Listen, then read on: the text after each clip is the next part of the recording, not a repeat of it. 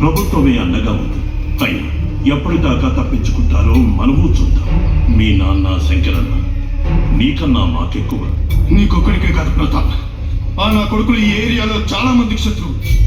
నువ్వు భయపడకు ప్రతాప్, నిన్ను మేము రక్షించుకుంటాం. శంకరన్న చావుకి నా కొడుకుల మీద మేము ప్రతీకారం తీర్చలేదు. నేనే తీర్చుకుంటా. పిచ్చోళ్ళ మాట్లాడకు.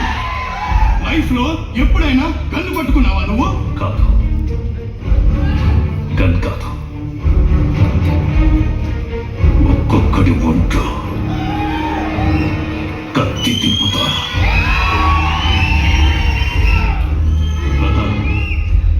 నీ ఆవేశాన్ని అర్థం చేసుకోగలం. ఇది చెప్పడం సులువే. ఈ పని మాకొదిలే. మా నాన్న, నా అన్న చంపింది నా వాళ్ళని.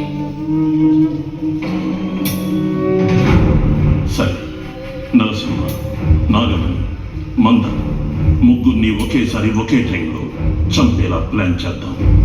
కాదు, ఒకేసారి కాదు, ఒక్కొక్కడిని, ఒక్కడి తర్వాత ఒక్కడిని. అంటే చంపితే ఒక్క క్షణంలో ప్రాణం పోతుంది.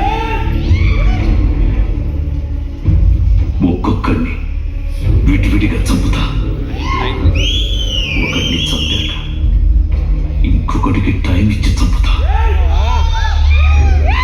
నా వాళ్ళు పడ్డ బాధని వాళ్ళు పతింతలు అనుభవించేలా చేస్తాను. నాన్నని, అన్నయ్యని చంపుతున్నప్పుడు ఆనందాన్ని చూశారు వాళ్ళు.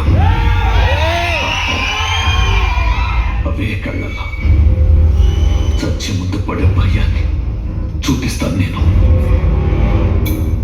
ప్లాన్ వేసింది నాగమణి, పూర్తి చేసింది మంద, ఆర్డర్ ఇచ్చింది నరసింహారెడ్డి.